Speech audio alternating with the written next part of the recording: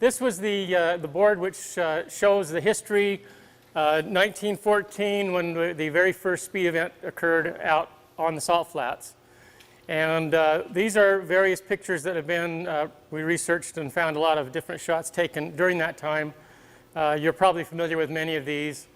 I have added to this display on this far corner here.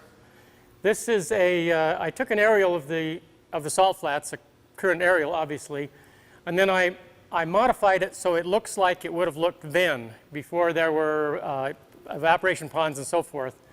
And on this I superimposed the circular track that they had intended to build, to use, showing where it would have been in location to the railroad, which is through the center, of course.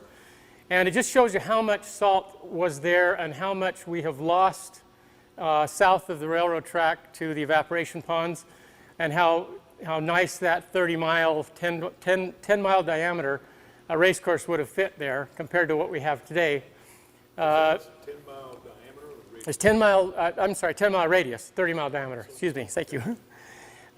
This picture shows in these numbers here, the numbers with the dots with an arrow showing the direction that each of these pictures were taken and the approximate location.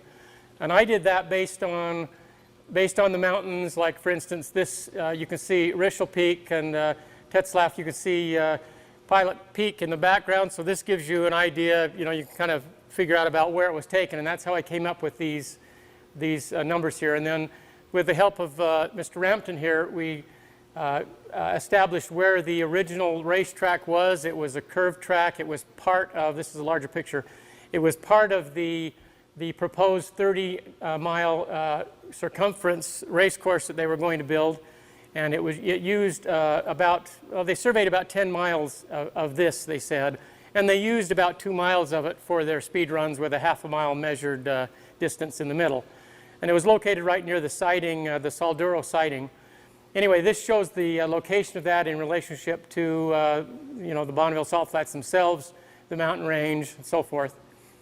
These are the various pictures that kind of go with that. And in these lower shots here, these are all taken looking to the south, which shows what beautiful, pristine salt flats we used to have on that side of the railroad tracks, which is what is gone today, obviously, if you ever walk over those railroad tracks and look over there. This is a couple of articles, I haven't many more, but this is a couple of articles from 1914 about the event, in which they talk about what a wonderful racing facility they had built there and would have been able to use had it existed. Now up here, this is something I found just recently. This is in Salt Lake Tribune, September 12th, 1915.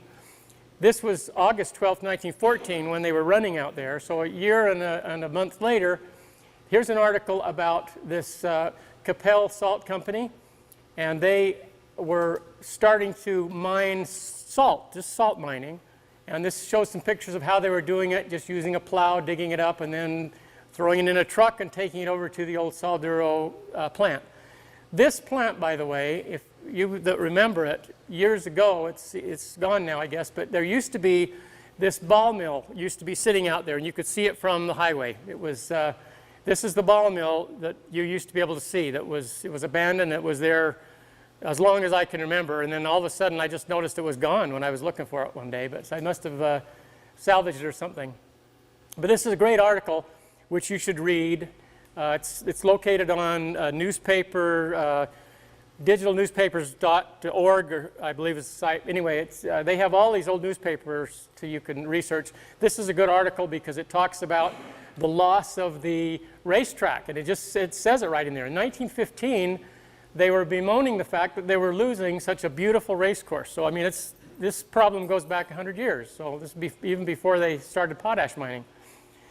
Okay, this is a recent series of aerials showing the erosion that was occurring from the water on the west side of the Federal Ditch. Federal Ditch is the big one, which is now the one that's sapping all of the surface water. And this shows how the surface water used to drain into the Federal Ditch, the canals. And there is some massive erosion in a couple of spots here that you can even see today. If you just pull up the Google Maps, you can see it and zoom in on it. And so anybody that claims that they weren't getting any water from this side of the federal ditch is up in the night, because all you got to do is look at the evidence. This just shows how it's occurred. These are some pictures that were taken, what year was this about? Earlier, probably late 70s, early 80s. Okay. And there was 34 years of it looking like that for the whole Right. entire length of the collection ditch. So by 1980, it's just, this is what it looked like. This is, shows you how deep and how much erosion was going on there. And the reason for this is because apparently originally they did not put the dike on the correct side of the ditch when they built it.